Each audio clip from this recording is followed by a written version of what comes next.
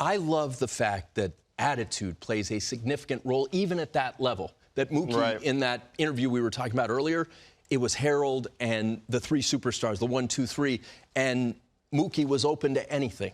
Right. And you think about how decorated his resume is, and perhaps that's intertwined. Yeah, I think with Mook, every player's situation is very different.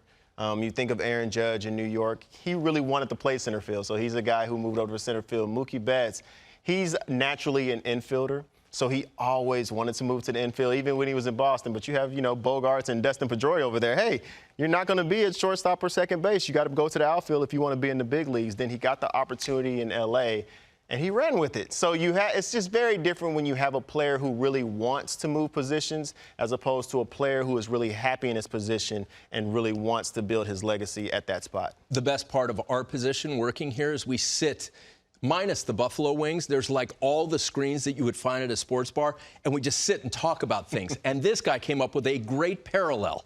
What was the AL East, the AL Beast, and all those superstars in the early 2000s, you now look at the star power in the NL West. Good parallel you came up with. I came up as an Arizona Diamondback. So I came up in the NL West, and at the time, every player that I talked to in their American League would be like, "Oh, you're in the minor leagues. Oh, you're in AAA. That's AAA ball. That's not the real league." Or anytime you would talk about a player, you would say, "Yeah, he does this in this league, but if a pitcher goes to the AL East, it's going to add a whole run to his earned run average. Or if you can hit in the AL East, you can go anywhere." And that's why they would always interchange players from the AL East. But now you're starting to see this trend to where the NL West is probably, arguably, the most competitive division in baseball now, especially after you take Rafael Devers and you move him over to the San Francisco Giants. You start to look at these rosters, and you're so used to seeing the household names in the AL East.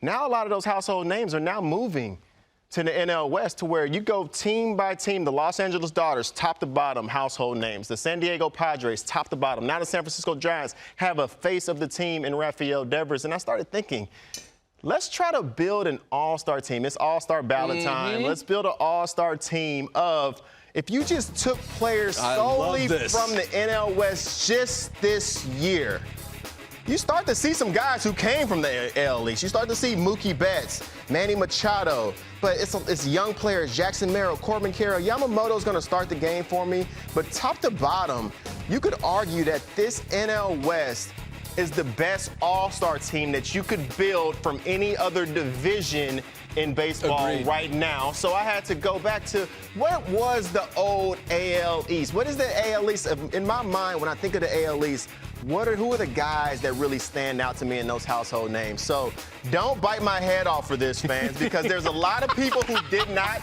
make the list. So I'm going to go ahead and say that from the jump. But from the early 2000s, I mean, you got some dudes. These are dudes now that maybe they would be in the NL West now.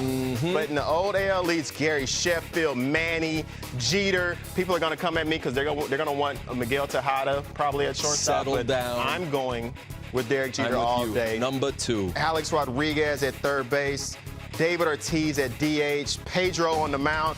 When I put this head-to-head, I'm putting my money on the best of the 2000s AL East. And to your point about the depth of the NL West, Devers doesn't make the group because of that Shohei Ohtani guy at DH. And I don't want no smoke on that either. But it's Shohei Ohtani. Shohei Ohtani made the DH, but that does speak to the strength of the division, to where you can have a player of the caliber of Rafael Devers move over to the NL West, and it still be somebody on his level that's within the division that when you go to a game, you have a superstar to watch every single night when you go to the game in the NL West. And we didn't even hit too much up on the Diamondbacks other than Carroll, but you had Corbin Burns over there who ends up being injured right now. Ketel Marte, top to bottom, you have 4 teams playing over 500 baseball, extremely competitive division. It could literally go in any direction, to where the Padres felt like we only have to worry about the Dodgers.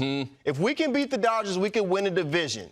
And then you see the Giants bring over Rafael Devers, and now all of a sudden it's like, man, we got to step our game up. It's an Trade arms deadline race. comes around. Now we got to make moves. Offseason comes around. Everybody's going to be looking in the NL West to see who's going to make the biggest moves.